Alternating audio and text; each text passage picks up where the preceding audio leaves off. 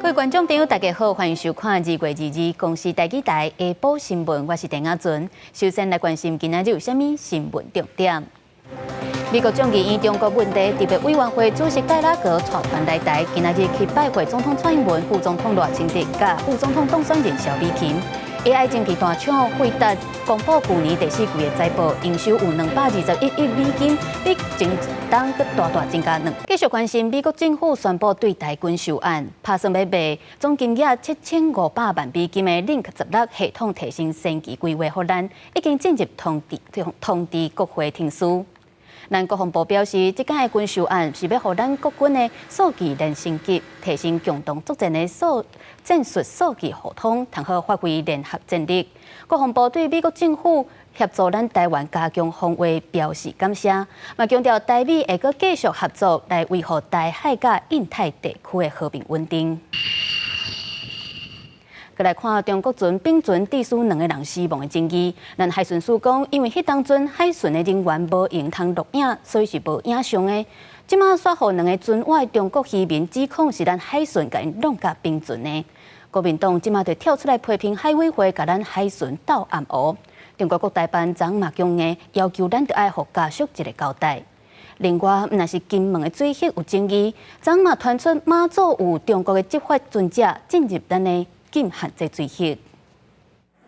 中国一笔快艇外界闪避咱海巡查缉，造成丙船2个人死亡的意外。海巡署证实，在过程中船身有几多遍接触，不过因为无录影。但是2位被救起来的中国渔工是讲，是互海巡署弄到丙船才会搬海，2边讲法有出入。国民党团批评讲，海巡署在处理过程无依照规定录影搜证，这是海委会包庇。第一时间认为告诉国人是陆船蛇形拒检，但是现在又承认了高速追逐之下船身有多次的接触，执法过程没有录影，违反标准程序。海巡署伫咧2月发声明讲，专案交予司法机关调查，希望将规件案件的事实忠实的呈现。不过中国籍快艇2个人死亡的事件到即马也未煞。中国国台办发言人朱凤莲李岩再一遍强硬表态，讲人命关天，要求台湾有关方面赶紧公布事实的真相，并且严惩相关责任的人员，互罹难者家属一个交代。伫咧中国海警局宣布上台执法了，金厦水域对峙的情势愈来愈清悬。国民党立委王宏维再一遍讲，2日有2台中国的海监船进入马祖禁限制水域。海委会已经向伊证实，中国方面呢，不要把整个在特定区域尤其在金门跟马祖这个地方的态势就把它升高禁限水域里面的一个执法，这个是我们自己国家还有跟对岸呢长期的一个默契，这个部分我们的政府没有办法退让。对于外界质疑，要遣送2位被救起来外界掠鱼的渔工，是不是已经完成有关的程序？刘委会强调，咱方各有关机关依法完成调查了，2位中国籍人士无漏地的必要，就人权保障由主管机关依法执行遣返的程序。记者综合报道。屏东县议长张典伦涉嫌伫咧总统大选进前，替鸿海创办人郭台铭甲人买连书书。去年底去互法院裁定收押禁见交单，检方伫咧20依照违反总统、副总统选举罢免法，甲伊提起公诉。依法提起公诉，并请法院审酌其贿选行为戕害民主政治之正常发展。以金钱影响联署及选举之行径，实非足取，且否认犯行，难任有悔悟之意，建请法院从重量刑，以示警惕。检方调查，去年9月，周典伦有提150万甲350万，互潮州镇长周品全要求因得用1份500块的计数去甲民众买连书书。检方伫咧20侦结，甲涉案的5个人起诉。其中周品全等等4个人有认罪，以原起诉处分。不过周典伦是拢否认到底，所以互检方向法院来请求判重刑。再来看新北深坑仓库伫咧昨日发生大火了后，今仔早起2楼、3楼也有电子产品咧呈烟，消防人员是赶紧来钻水降温。因为针对这件火灾造成的空污，新北市环保局是要依照空污法来给因开罚10万至500万块。另外，伫咧台北市的环保局是继续咧监测文山区的空污，也有出动夜水车来减少营业。清理工作一直进行，现场指挥官深坑代理区长沈成奇表示，1楼先清空，才会当予消防人员搁往2、3楼来喷水降温。根据业者回报电子产品的质量，搁要开几工才会当完全清理。2、3楼的物品要3天后才可以处理完。所以我们要这3天都还要再继续评估。新北环保局人员嘛继续守伫现场监测空气品质，为仪器会当看到相关有害物质依然维持无检出。不过仓库火灾造成空污，现场稽查人员对业者表示，违反空污法第32条，相当会当罚500万。最多是罚500万，是10万到500万。仓库业者无愿意接受采访，也表明引进的商品拢是全把关，无有害物质。北市环保局下早是派出喷水车，伫文山区的街仔路来控制风飞沙。另外，前一天已经派出行动空品监测车来到文山区监控污染物的变化。它目前的数值其实都在范围内。不过，这个火灾空污颠倒是边仔的台北市民意不满，会在文山区里长阁要求，将来发生烧伤的事件，市府袂当阁慢吞吞。当地发生了什么样重大的一个公安事件，以至于我们会产生什么样的影响，这样的资讯，我觉得必须要非常迅速、快速的来传递。针对无伫事发的时阵通知市民防护，台北市环保局是表示，将来会有精进的做法。那我想我们会跟其他县市合作，就只要发现有火灾的话，尤其像工厂的火灾，就赶快互相通知，那赶快就告知百姓。阁有湘北市民关心火灾过了后会产生俗称化骨水的氟化氢。湘北环保局拢伫水体空气当中进行检测，强调浓度是0，请民众唔免惊吓。记者林前文、吴家宝、林志坚、蒋良雄，新北台北报道。新北市长侯友宜今仔日搁再去深坑大火现场视察，表示会严格来甲工厂处罚。针对空气品质数据虽然无超标，民众所好臭甲挡袂掉的状况，另外也有对外说明通知上班的问题。副市长刘和莲表示，因会来检讨，嘛会扩大跨县市的通报流程。另外，伫咧台北市府嘛有召开通报机制检讨会议，市长主办案要求要伫咧1礼拜内提出报告。新北市深坑工厂大火，臭味是传到湘北地区，引起民众不满。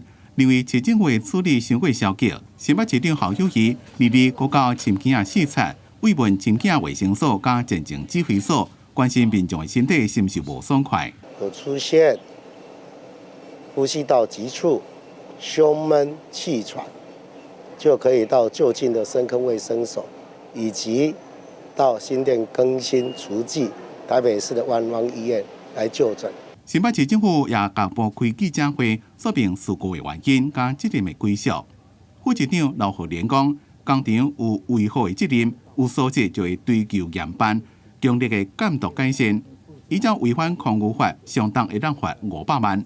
它内部有堆放许多这些易燃物，而且它并没有一个妥善的区隔，所以我们觉得说它已经有明显的人为的疏失，导致这个火势不断的蔓延跟闷烧。因那空气品质的监测，氟化氢加带后性的检测值拢是0，不过臭味和民众的感受差真多，民众也真不满市政府对外说明的速度伤过慢。刘和莲讲，检测的数据甲民众的感受有差，需要改进。除了强化甲实验室的皮草师合作，也扩大甲台北、桃园、基隆跨县市的同步机制。我们这次的资讯的扩大，应该可以更广、更多元的去传达。那这个部分我们一定会调整。台北也受到这边臭味的影响，市政府伫2日开通报机制协调检讨会议，市长蒋万安要求伫1礼拜内提出检讨报告。对有异常以上灾害未满的事件，下令要做到核实通报。宁可捞过界，不要3不管；宁可管多，不要管少。也就是当责的心态是公务机关最重要的指导原则。讲白了，就是所有人在工作岗位给我鸡婆一点。因若多一个局处要为这件代志负责，蒋万安讲，每一个机关拢爱检讨，应该停止的站级也无设限，爱停止的就停止。记者综合报道。昨昏有一团对台中出发的旅行团，拢总18个人去新竹的司马库斯看樱花。不过，食因家己对台中买来的熟胖糕甲饭卷了后，煞有13个人陆续出现吐佮流，那亲像食物中毒的状况。新竹县的消防局接到通报了后，是赶紧来协助，甲11个人送病院。台中市的食安处嘛有展开追查。身体无爽快的患者居伫路边，有的表情真痛苦，有的甚至倒伫路面，连行路都无法度。救护车接到通报了后，赶紧来救援。不过患者人数实在伤济，连急诊室都无用未来。这阵来自台中的旅客，敢若伫前往新竹旅游的过程当中发生食物中毒。这个旅游团他们的一个餐点呢，都是由台中市的一个外带餐点，那并没有在我们新竹县用餐的一个情况。那截至目前为止呢，我们有采检粪便的一个送验，那检验呢还等待结果出炉。这阵来自台中的旅行团，拢总有18个人，2月2日去新竹尖石的司马库斯看樱花。不过下晡却陆续发生走北的状况，其中11个人状况真严重，坐救护车就医治疗。新竹县卫生局追查发现，旅行团早顿是食熟胖糕，中昼顿是食努力的饭，拢是伫台中驻门的。那我的研判就是说因为昨天天气热，那海苔卷饭里面有抹那个沙拉酱，那可能是天气炎热，那沙拉酱变质所引起的。台中市食安处2月2日起提供早顿甲中昼顿的2个点头起早，发现有部分欠点，已经要求业者今仔日开始暂停作业，一直到改善完成。部分食材未覆盖与未离地放置、墙面脏污等缺失。另，饭卷业者现场器具未保持清洁，部分食材无效期标示。台中市食安处已经采用送检报告，上紧2礼拜后就会出来。若检查到病原菌，会照食安法上重罚2亿；若甲人体检查到的是同款的病原菌，也会照食安法第49条送司法侦办。记者综合报道。昨昏伫咧高雄公山有一个60外岁妇人人骑奥多摆煞熊熊昏去，摔倒伫咧路里。有民众看到是赶紧去甲伊刺胸做 CPR， 嘛有人伫边仔咧指挥交通，避免佮救护车弄着。虽然这个妇人人落尾是救无回来，不过家属是对这阵热心的民众真感谢。头壳伫安全帽的查某人双手拢无停过，继续甲妇人人做 CPR。倒伫头壳昏迷是60外岁细老的妇人人，伊伫伊透早骑车经过高雄公山大林路段时，熊熊停落来，摔落来就倒落无搁起来。余光看一下婆婆有没有呼吸有没有正常，发现她从大口呼吸到喘气，然后就呼吸越来越微弱，我就觉得不行了。那所以我就赶快帮她做 CPR 压胸。看到有人倒伫涂骹，这位小姐紧家己车停缓的，好后边的车会当闪过，确认妇人人的状况了后，发现对方的喘气愈来愈弱，所以实施 CPR。热身模样，互看到的民众拢真佩服。骑车的一个小姐就帮她 CPR 啊，帮她急救啊，就说她摸起来没有那个呼吸心跳，那我就说那我回来帮你打电话叫救护车啊，觉得就很钦佩她啊，足感动的对啊。工作室认保的这个小姐，甲妇人人急救10多分钟，一直到救护车来为止。附近的民众也同去斗相共，有人动车，有人烦恼2个人会互客机车弄到，嘛提出甲顺来动。据初步了解，该女子是因身体不适才导致事故发生，并无其他外力介入。详细原因仍需报请地检署相验厘清。救护车赶到位了后，甲妇人人送去病院，不过送医了后油管救无回来。民众热心协助甲急救的感受画面，好几名传起咧网络。家属嘛希望感谢这个无名的英雄，互民众学到台湾上水的风景是人。记者综合报道。国际上要紧来关心俄乌战争已经开战要满2冬啊！美国按算伫咧拜五，佮要宣布对罗西亚的制裁，要求罗西亚着爱为战争，抑佮有反对派领袖纳瓦尼的死担起责任。另外，去年罗西亚有一个飞行员脱逃去乌克兰，即阵煞伫咧西班牙死亡，规身躯佮互人开枪弹甲全伤。西班牙警方20日公布，顶日伫东海沿海沙丁主题区发现的一具遗体，幸运是俄罗斯半岛飞行员库兹米诺夫。遗体有6个枪击孔过互车辆交过，警方一开始透过遗体上的证件推测死者是乌克兰人。经过后续调查，才确认库兹米诺夫的身份。O sea, lo que sí que lo hemos visto es en el bar de frente, tomando café. 乌克兰方面也证实这项消息，也毋过无透露更加侪细节。库兹米洛夫旧年使军用直升机搬到到乌克兰，目前也无清楚伊去西班牙的原因。另外一方面，针对俄罗斯反对派领袖纳瓦尼顶日伫北极角中雄死亡，除了欧盟几啊国调见各国外交官，美国也敦促各国公开确实死因，佮有计伫23宣布新一波对各国的制裁，要求各国为纳瓦尼的死，甲2年来对乌克兰战争行为负起责任。美国总统拜登更加将目标寄向俄国总统普廷，讲纳瓦尼的死是普廷甲伊的部队所做的。I told you we'd be announcing sanctions on Russia. We'll have a major package announced on Friday. 拜登的对手争取共和党总统候选人提名的前总统川普，讲纳瓦尼是勇敢的人，也毋过无应该登去俄罗斯。也毋过川普煞无像拜登，也是其他的西方领导人同款谴责普廷。And frankly, probably would have been a lot better off staying away and talking from outside of the country as opposed to having to go back in.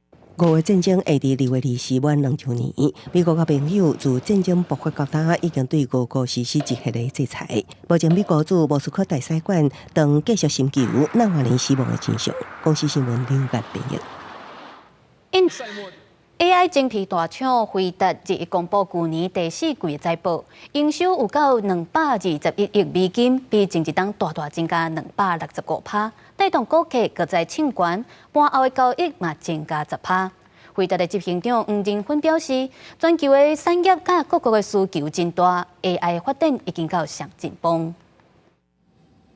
辉达公布第4季营收是221亿美金，超过预测的206.2亿美金，而且这季销售额是240亿美金。外界预测本季净利润会达到122.9亿美金，也就是每一股4.93美金，比起去年同期14.1亿美金，等于是每一股57美分，增加769%。在财报发布了后，辉达市场的股价出现真强的惊势，盘后交易也是大幅度起10%。辉达执行长黄仁勋对财报发布的新闻稿指出，全球产业甲各国的需求拢真大 ，AI 已经挖进真棒。专业的财经媒体英国金融时报的专栏嘛指出，一寡评论员把这份财报当作是对 AI 的公道。根据了解，辉达的超级晶片 H100 AI 的售价挖近4万美金，不过贡献营收上界济是资料中心部门，过去一年成长挖近5倍。虽然交出超过预测真赞的成绩，辉达公司嘛讲，公司开始面临一寡挑战，亲像供应链受到限制等。中国市场较早占辉达营收的1/4，即卖为了配合美国政府对中国高科技出口的限制，只好降低销去大陆的产品性能。辉达财务长克瑞斯伊就讲，若做毋是配合出口的新规定，安尼财测应该会更较悬。公司新闻王慧文编译。主计总处公布去年总薪水平均是58545块，一档增加1.42%。不过因为通膨等等的因素，实际总薪水颠倒减少1.04%，这是11档来倒球上济一届。另外，人力银行调查，过年了后有9%的新劳拢想要换头路，其中5%是已经在转道啊，主要拢是营造建筑业，也佫有传统产业制造业的员工。对着镜头，甲网络顶的观众安怎受薪减肥？伊是44岁陈先生，虽然过去6年拢伫咧健身中心做管理的职务，不过薪水只敢若3万6。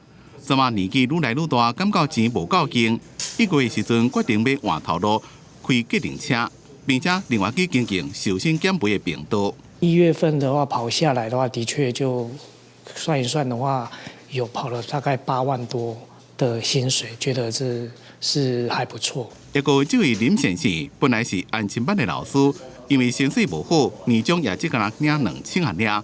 上尾决定要改做课程行销，对家己加薪水20%。年终那么少，那就感觉为公司努力的感觉没有那么的值得，就觉得跳槽，然后希望让自己人更好的环境。伫最近主计总处公布去年总薪资平均是58545块，年增加率1.42%。不过，若是剔掉物价因素了，实际的总薪水顶多是一年减1.04%，衰退幅度是11年来上大。加薪水的幅度全部拢互通膨吃掉。钱无够用的困难，明显又互一寡上班族过年了想要换头路。人力银行调查就发现，在过年后有9%的上班族想要换头路，是最近5年来的新高。其中5%已经开始找啊。在这群人内边，其中是营造建筑业加传统的制造业上想要换头路。建筑营造业他们是属于一个往内互打的、往内互转的部分。他们因为缺工的问题，所以会让他们愿意用更高薪的薪水，然后来挖角。很多制造业可能有放无薪假的问题，甚至年终领的不太理想，萌生了转职的念头。另外，调查也发现，上班族希望会当换跑道增加4894块的薪水。要过若是企业想要甲人留来，就需要加付出5495块的代价。要过也毋是加薪水就当甲人留来，要是有4%的上班族甘愿减薪水3288块，也想要换头路。主要原因就是对产业的前景无明确，就算是无法度申请加薪水，拢想要换头路。记者综合报道。来关心2017年台铁产业工会伫咧过年期间发起依法休困的行动，事后拢总有337个台铁的员工受到处分，影响劳动部来申请救济，互人驳回了后，搁再提起行政诉讼。台北高等行政法院一审判工会告赢，不过劳动部搁再上诉，最高行政法院是废掉判决发回，今仔日经一审进行严肃辩论。这场官司已经拍马7档啊！台铁产业工会指出，劳基法内底明确有定出，固定的休困日袂当用提早排班表，特别强制人去上班。而且劳动部讲，请假得爱7天进前就申请，这条嘛是依法无凭据的。因啊，劳动部针对这件代志是暂时无回应，法官按算3月14会来宣判结果。去年开始实施交通违规爱记点的新制。不过，交通部长王国材即阵阁表示，当要建议修改制度，若是犯着乌白停车、正向塞车等等即寡罚金伫咧1200块以下违规行为，就无被赶记点。计程车工会是表示肯定，不过行人路权团体就批评交通政策行倒退。去年一个台南查某囡仔过人行道不幸，互人弄死亡，引起外界真侪要求交通改革的声音。不过去年6月30，交通违规记点新制上路，又搁引起职业驾驶的抗议，互交通的政策这几个月伫行人路权甲驾驶生活权这两边一直伫调整。最近交通部长王国材表示，当伫研究交通违规细罪无记点。如果我们只针对的不断的是针对单一面向的处罚这件事情，事实上它并不会去让道路交通改善这件事情它有明显的往前走。12以下违规包括驾驶的时阵使用手机反向行驶、路边违停、变换车道、无拍方向灯等等。路权团体发现，去年1月至11月，交通死亡的人数达到2759人，严重事故的件数甚至佫创下历年同期的新高。批评交通部毋但无提出长期的工程规划甲交通政策，即嘛甚至佫想要行倒转去原路。汽车现在比较会体谅行人了，有没有感觉到？好。稍微开始萌芽这样子的行人的意识，居然交通部长想要走回头路。如果部长既然短期有必要去加强执法的话，为何现在可以取消可以回头，而中长期的规划又在哪里？路权团体是批评政策不是满草地切方向，无应该随定随改。这个驾驶认为，无应该只是单方面要求特定族群做改善甲处罚。交通部长王国材讲，伊理解双方的声音，不过即马就是有细罪无法这个精神，希望会当得到平衡，在5日抗新内阁上路前会当完成修法。记者综合报道。过年了后，这学期才拄开学，花莲的大汉技术学院就雄雄宣布8月开始要停招停班，学师生对董事会决定是真不满，对未来真不安。教育团体嘛认为，董事会就是要闪退场条例，嘛要予师生一个准备的时间。教育部应该爱严格来审查，无应该凊彩就决定停班。一日天公学校董事会宣布要伫今年8月开始停招停班，学生大部分为家己的未来感觉不安，老师佫较是紧急召开临时学务会议，会中做出3点决议，希望会当保证学生也甲教职人员的权益。我很怕突然没办法毕业，然后学习也会受影响。第一个要求就是要恢复薪资，第二部分呢，我们希望学生一定要在原校毕业。第三个部分，能够成立一个专门的委员，针对这资金的问题做深入的了解。大汉技术学院伫1977年创校，学生人数上侪捌超过7000人。去年8月，就捌传出董事会讲要停办，迄个时阵学校阁对外表示会延续经营，无想到今年才拄啊开学，又阁传出要停办的消息。就是少子化的关系，主要学生越来越少，大概每年会亏损。即使是还没有收到董事会送过去的停办计划。教育部技职司表示，学校法人若是经过评估无法度继续办学，应该照私校法这规定，拟定停校计划，提校务会议报告。伫董事会通过了后，函报教育部。不过目前还无收到任何停办公文，也甲相关的资料。本部收到计划后，会针对停招停办的时程规划、教职员权益、学生受教权等内容进行审查，并提私校咨询会、提办审议会审议，以确保教职员生权益。高教工会认为，大汉技术学院毋是教育部立管的专案辅导学校，即马照私校法退场改办，都是闪法律旁的头一个。师生根本无通准备甲应变，呼吁教育部应该袂使互停办改办。政府应该是第一不可以核准今年度的停办。第二点是说，要比照退场条例学校假如要退，校产就是要由政府来规划使用，而不容个人的董事会按照自己的利益肆意的来使用学校的资产。另外，主科大甲资济大学要合并，来做大汉技术学院要停办，花莲都无科技大学，敢若剩东华大学甲资济大学两间一般大学，互花莲民众真烦恼。国教资源是愈来愈少，未来少年人会留袂掉。记者综合报道。台南市府规划要开发60产业园区，不过因为要撤掉1,800丛树仔，而且离有机铁幕场干那6公尺尔，引起争议。昨宽屏初心是建议唔好来开发。针对这件代志，台南市府讲会阁提出申诉甲补充资料，争取宽屏委员支持。来到港墘农场，这时过的农民一透早就来果子园巡视。不过，这个地点除了果子园以外，隔壁阁有一大片林地。大约有64.64公顷的面积，伫咧4年前，互人划入去台南市60产业园区。不过，因为这个所在较够饮水，加上林地保留了真好，生态嘛真丰富。离有机的铁幕场阁敢若6公尺远，开发案引起争议。环境部2日召开宽屏专案小组第4届初审会议，建议不应该开发。康健农场是台南都市之肺硕果仅存的2片废业，还有一个很重要的点是什么？尤其是港前，它就在奇美烟囱的对面，然后它位在高雄火力发电厂的北方，所以它对于古绝这种工业的空气污染，还有发电厂的空气污染是很重要的。当然，你两个是讲你讲以地换地啦，是政府啦。迄时阵有讲过对。对啦，那都无唔知啊，反正都这样知啊。对此，台南市政府表示，宽屏委员关心的饮水佮生态等议题，伫咧环境影响说明书拢已经有写着。园区内欠水的需求，嘛已经有甲原本的饮水的量拢算入去，而且嘛已经通过水利单位的审查，也那生态部分嘛会强化生态补偿。那我们将前述通过区内保存以及区外移植的方式，同时我们也认养沙仑农场46耕地15公顷的土地作为区外移植，强化生态补偿跟营造生态栖地等。未来预估可增加6000个工作机会，吸引110亿的投资金额，也会创造每年220亿的产值。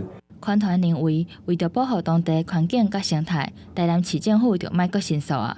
不过，台南市政府强调，这个地点会当连接沙仑智慧60科学城，深化60产业甲技术的发展是有需要开发的。嘛会伫收到专案小组第4届初审的会议记录3天内提出申诉，30天内提供补充资料，来争取宽屏大会委员的支持。记者温正雄台南报道。宜兰因为今年寒天的雨较少，亲像头城的港澳溪规个拢打起，影响到当地农业甲民生用水。不过，嘛有公民团体指出，这溪水的打起嘛和民间乌白杂水，抑佫有冻煞有关系，呼吁公部门应该重视管制。溪底拢河草啊，含得完全无水，因为今年寒天宜兰雨量偏少，河袂少野溪断流。头车港澳溪佫开始完全枯涸。过去宜兰寒天总是雨落袂停，今年有反常。在地人讲，自细汉到大汉，毋捌看过港澳溪伫寒天无水。那伫寒天的时有淡薄过风的时吼，咱港澳溪吼水拢算毋捌断啦吼。今年吼比较反常。港澳溪无水，冲击附近的农业甲民生用水，这当5万户水灌进来。根据宜兰气象站观测，宜兰今年冬季雨量确实是比往年少。像今年1月份，头城观测站雨量只有23毫米，是去年209毫米的1/10。加上去年热天无风台，水源不足，才互野溪枯竭。去年11月、12月跟今年的1、2月，有比往年平均值少，但是不是绝对的少。也毋过有公民团体认为，野溪断流甚至枯竭，甲烂沙坝兴建，参无管制民间查水拢有关系，这严重破坏溪中生活的生态地，公部门应该重视问题。我就讲说会断流，会没有水，就是2个原因嘛，最大2个原因，一个就是这些烂沙坝不爽工啊，是一个就是中间取水啊，是地表水目前没有水的原因。那其实这主要的来自于。野溪本身的特性，它并不像一般的长流水、常年有水。县政府回应，野溪本来就袂当年有水，雨量大减少，就可能会枯竭甲断流。民生用水的取向甲烂沙坝毋是主要因素。宜兰过去以水资源丰富出名，即马煞因为气候等因素出现欠水情形。安怎伫水资源利用甲环境维护之间取得平衡，正做课题。记者综合报道。高雄的大顺福分市场已经开20多档，即马煞传出要收起来啊！市场管委会表示，这是地主向通知3月初5就要将土地收回去，互60多档的反啊是拢无法度接受，毋望地主会当出来甲大家参详。一透早就摊商来款了，等待下晡时啊，市场开市，这是大顺的丰分市场，是在地人买菜好所在。不过即马摊商率先接到通知，地主伫3月初5要甲土地收回去，也叫摊商拢搬走。有摊商已经挂红布条，宣布2月底要刷到别位。知影丰分市场要关啊，大家拢足唔甘。无所在通去做啦，你讲换去别位吼？嘛毋知有好有歹，毋知影。阮只过年岁过70外岁啊，要搁做一个所在无地找啊。这个市场吼，阮来讲是足方便的啦。你等伊收起来，一寡老伙仔无时啊要对买。等于你若讲要早市啦，你插轮你嘛无方便。大顺丰分市场附近有病院、徛街，阁有轻铁，所以这几档地价是愈来愈悬。市场管委会主委表示，地主去年就将土地卖予建商，因为民国86年向地主租地较大，内底建设也开袂少钱。进前地主拢无先通知，即马就要求3月初5进前爱搬走，连补偿也无，60几个摊商根本就无时间通好准备。会使卖。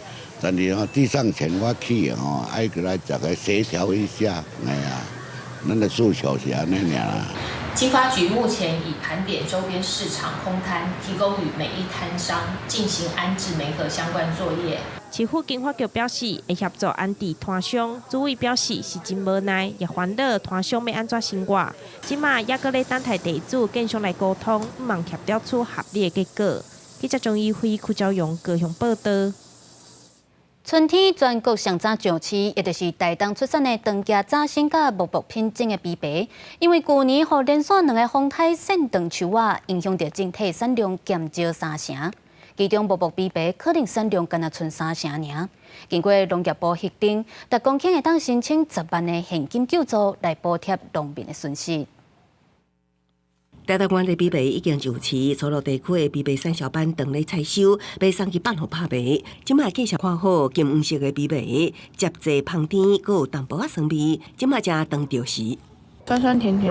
在台北果菜公司第一批在拍卖的时候，一台斤差不多300块左右。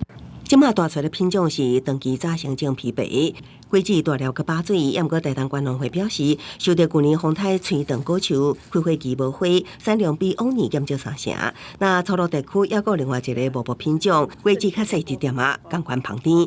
也毋过受灾上严重的，吹断的树枝顶一直拢布出新叶啊，无开花，规片空园看袂到土地。佮加上今年的果子期，佮拄着落雨，产量只剩3成左右。农民已经申报天灾害救助。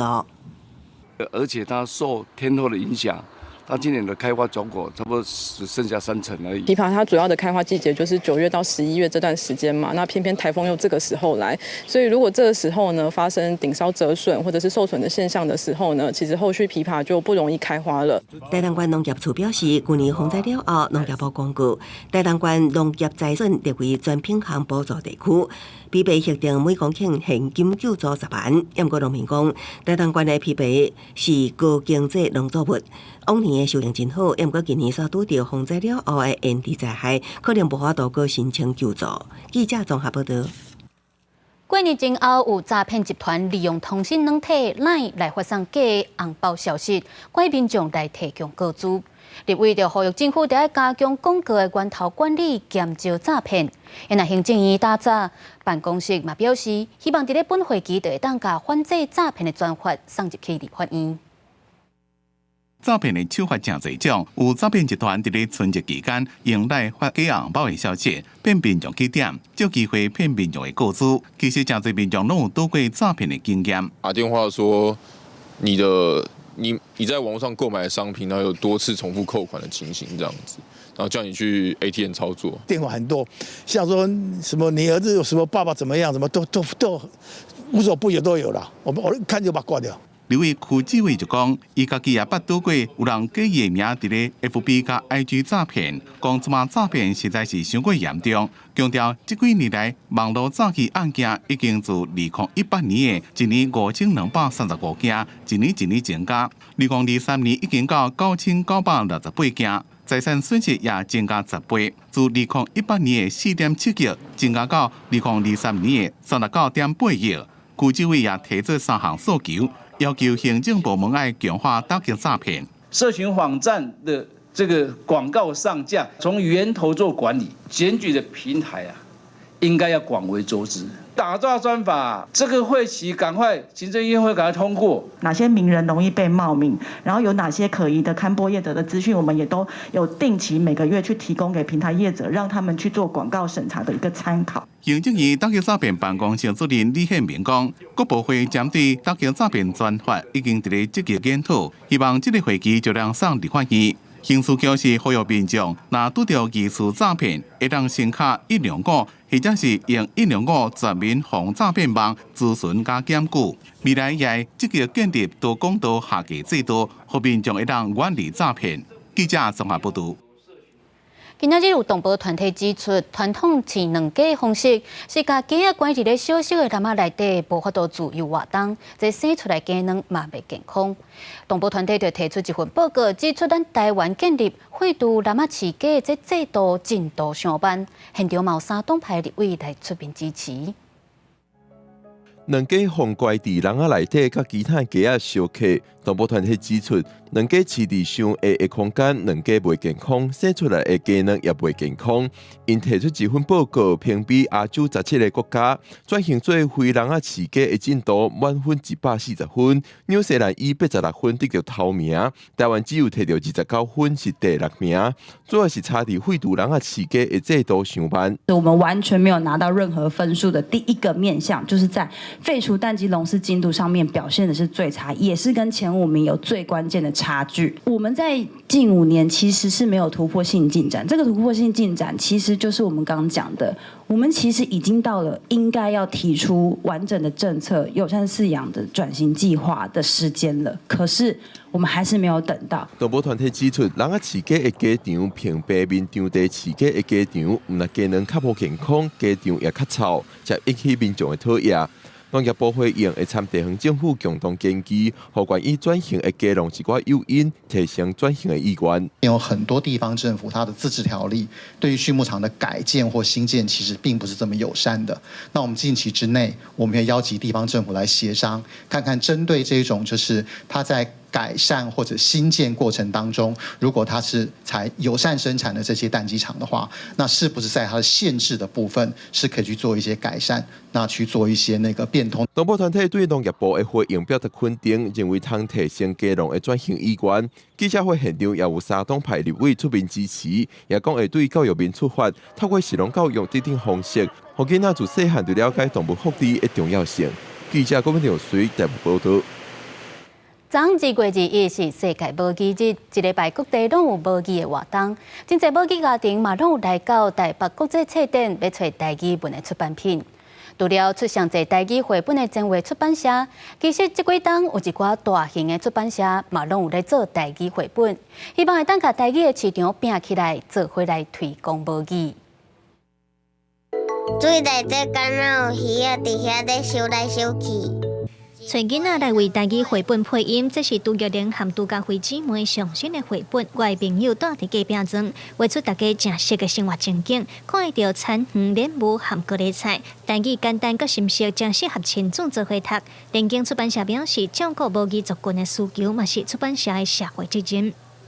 即马嘛有做侪少年人，想要甲天佑林老师共款，想要甲咱的母语找转来，想要会晓用咱的母语来写文字的这款的读者嘛足侪，所以伊嘛会来为这，因为咱袂晓台文的时阵去读一本全部拢是台文的小说，迄有一点仔费气对。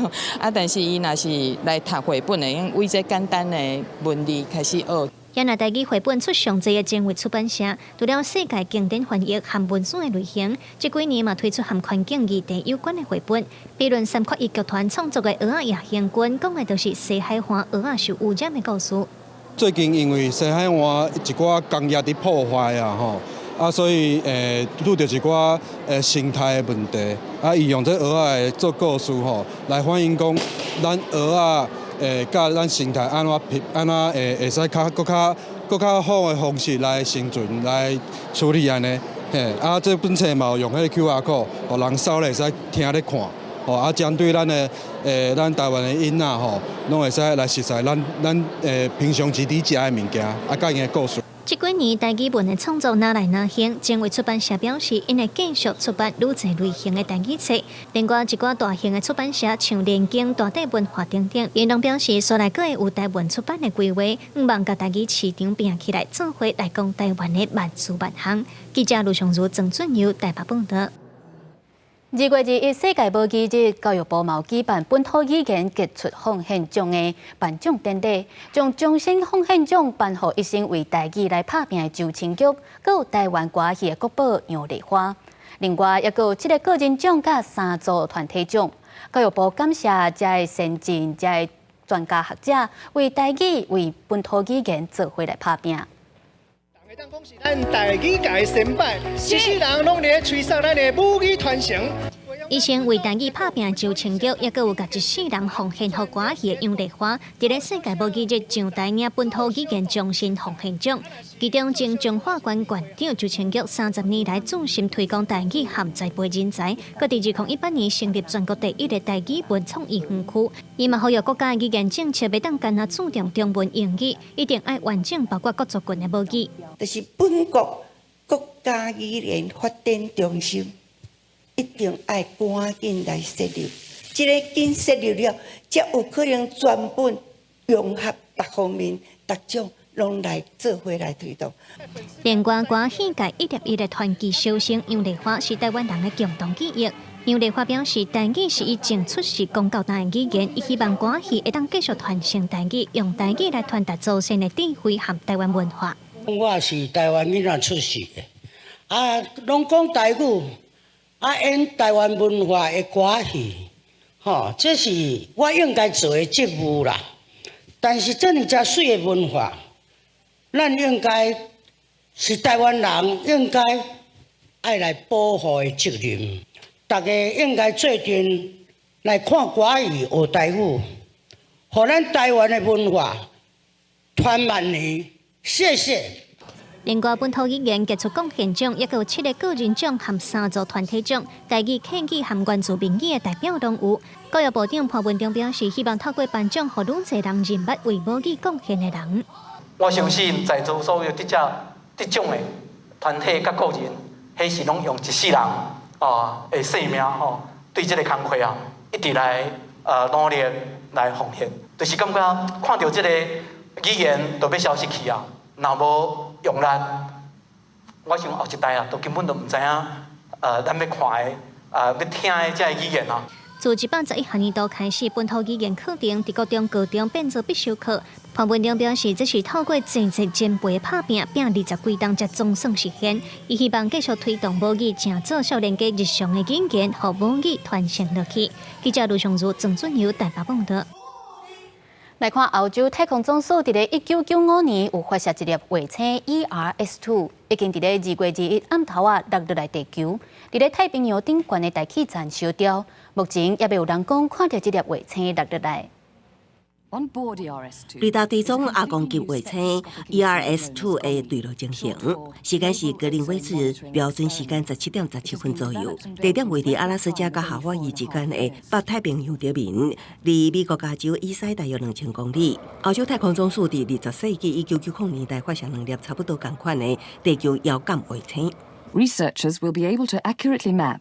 不过，伊并无方操控转来地球，无正常运作的推进系统引导对路。欧洲太空总署计划大部分机件会伫大气层烧掉，不过一寡碎片可能会进入地球表面。根据迄当时的法规，卫星伫停止运作了后25年内，重返地球是规定上防运转的。不过，即马新规定对卫星停止使用的宽限期是未当超过5年。未来发射的卫星需要配备必要的燃料，甲具备伫短时间内自行脱离轨道的能力，以避免伫愈来愈客的卫星轨道中受浪。那看甲目前等于设置伫太空基地的探测感应技术，追踪太空本色。In order to have information on all the objects at all times. 2011年 ERS-2 运作终止，原本伫地球底面780公里的所在，工程师用伊最后燃料将悬度降低到570公里。迄当时就有55年来会进入大气层坠回地球，即马是停提早到2024年。这粒重大约2.3吨的遥感卫星是迄当时上先进的地球观测平台，用来追踪陆地海洋甲空气中的变化，和俄罗斯欧洲地球观测的始祖。公司新闻吴伟玲编译。天气报你知，这几天全台湾拢是好天、真烧热的天气。不过今仔过道开始就会变天啊，北部东半部的云会变真高，阁会落雨。明仔载开始受到东北季风的影响，温度会阁降低。北台湾高温报到20度，天气观众朋友都要注意温差的变化。咱做回来关心下半部各地台温度。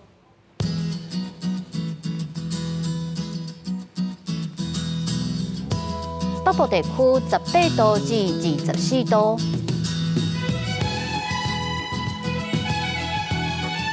中部地区19度至28度，南部地区24度至31度，东部地区21度至27度。一个外岛地区9度至25度。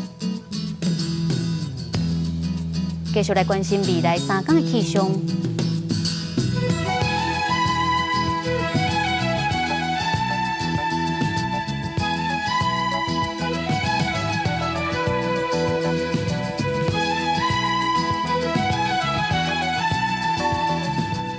感谢您收看今仔日公视台记台下晡新闻，我是陈雅纯，咱明仔载同一个时间再会。